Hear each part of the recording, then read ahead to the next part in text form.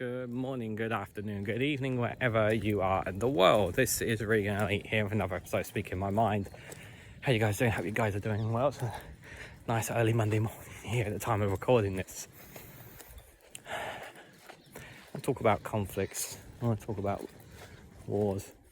One such conflict that's as well, not one in particular. I want to talk about variants of conflicts, to be fair, guys. The forgotten conflicts, the ones that we don't talk about.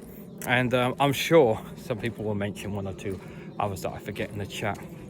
There are many different conflicts happening in Africa right now. Some appear to have calmed, others have not. Obviously, the one that I talk about quite the most is obviously what's happening in Sudan.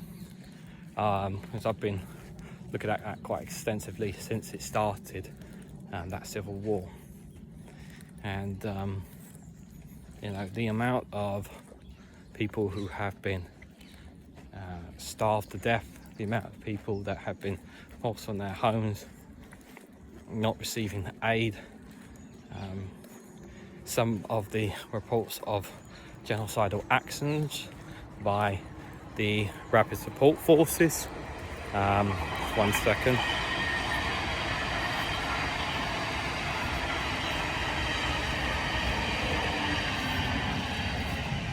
Some of the actions by them have been nothing short of atrocious. You hear the stories, you hear the news, but you dare not to just go out and really see some of it. I don't see some of the footage, and I don't ever hope I never see that footage out there. But there are conflicts that have been going on and on and on. And I say, what are we doing as an international community? What are we doing to help people with that? We're not doing anything. We're not doing well, I'd say we are doing something, but we're not doing nowhere near enough, I think it's fair to say. It is early morning, so there seems to be a lot of trains today. Sorry, wasn't expecting a freight train to pass. Oh, yeah, it's a long one as well. It's look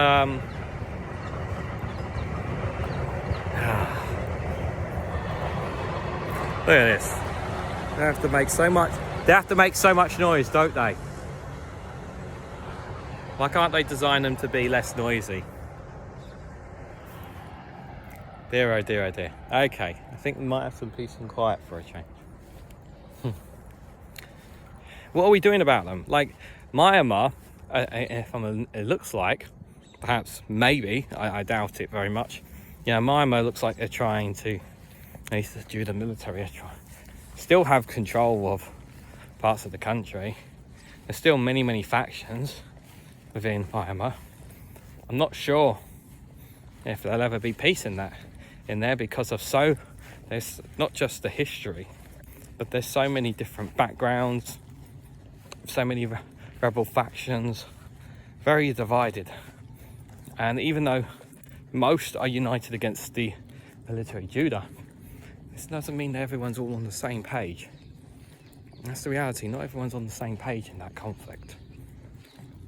It's a long, long history, and it's always in wars that is the innocent that suffer. It's always the innocent that suffer. Innocent civilians who are just trying to live their lives. Many of them, some who don't want nothing to do with governments, policy and whatnot, just want to be able to eat, work, sleep, and have a little comfort in their life. And some people just don't have that. Some people don't even have the bare minimum. It ties in a bit similarly to a cost of living crisis, which I've talked about quite a few times on Speaking My Mind, as well as in other videos. But is the international community doing enough? Well, I think the international community is actually starting to slowly go in the opposite direction. And I say that because I look at what's happening with some of the most powerful and influential nations in the world. The UK and America, for example, the direction that they seem to be going is that while right now you think Keir Starmer seems to be, you know, with the exception of the Middle East, because I think he's doing a pretty shitty job of that. On the international stage, he seems like to be saying the right kind of things. His mindset seems to be right, but Donald Trump just wants to go against the United Nations and just be America first and whatnot.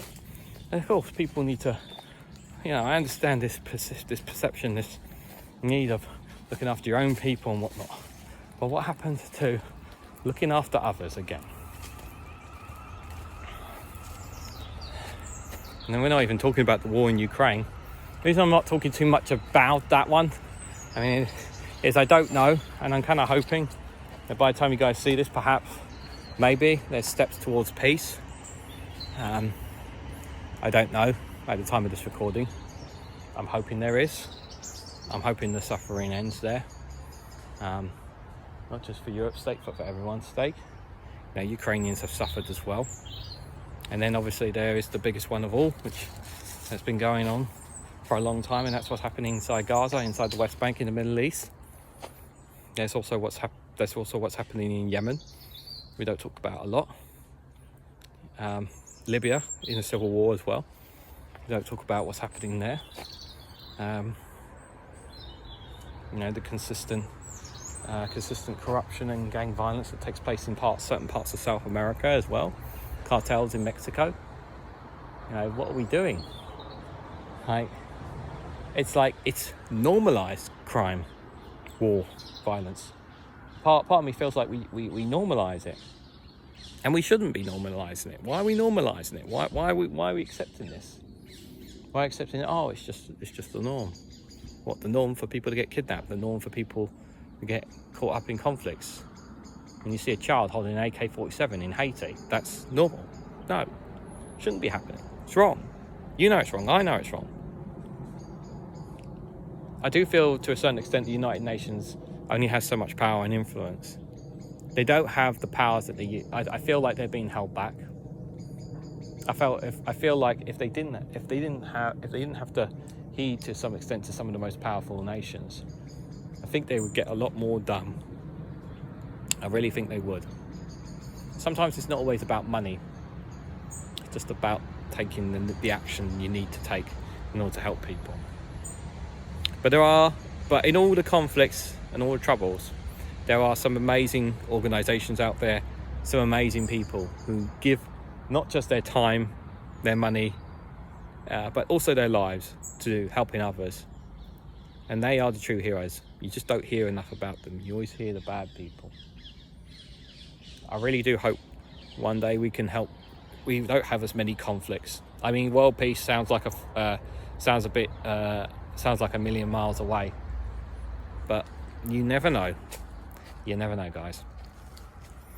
So what do you guys honestly think about wars, conflicts? What do you guys feel about the situation in many of them? Let me know your thoughts and more down in the comment section below.